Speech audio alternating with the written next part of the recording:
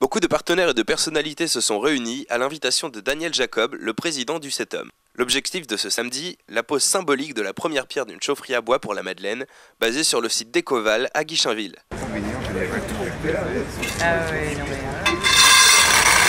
mais il va falloir quand même pouvoir le jouer. Voilà. Oui, je crois qu'un maçon. Magnifique. Bon, c'est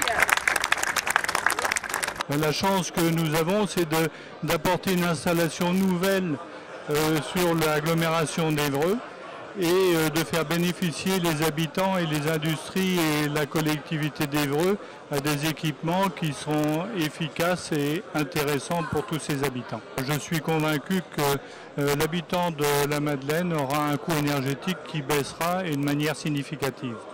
En effet, les 4000 usagers du chauffage urbain ne devraient plus subir les variations du cours des énergies fossiles et bénéficier d'un taux de TVA réduit à 5,56% au lieu de 19,6%. Un projet économique et écologique soutenu par Bruno Le Maire. Depuis que je suis élu député dans ce département, j'entends parler à la fois de la biomasse, notamment par le président de la petite commune, qui défend la biomasse depuis des années, et en même temps de la question du chauffage d'Évreux. Moi j'ai tenu simplement à participer à cette inauguration et à la pose de cette première pierre, parce que je crois que la question de la gestion des déchets est une question absolument majeure pour notre vie en commun. La gestion des déchets, ça coûte cher. On le voit sur la taxe des ordures ménagères qu'on a en bas de sa taxe d'habitation. Ça coûte de plus en plus cher. Donc il faut arriver à trouver des solutions qui soient les plus économiques possibles, pour que le citoyen n'ait pas à payer trop cher en bas de sa taxe d'habitation. Et puis des solutions qui soient les plus respectueuses de l'environnement en même temps.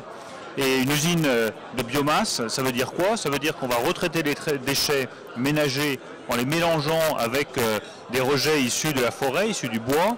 Donc on aura un traitement qui sera plus écologique. Et en même temps, en agrandissant la taille du CETOM, on aura probablement à la fin un coût de traitement des ordures ménagères qui sera moins élevé. Et donc pour chaque habitant d'Évreux et alentour, un coût du traitement des ordures ménagères moins élevé également. Ce projet ne date pas d'hier et l'on estime que cette nouvelle usine devrait se mettre en route fin 2013.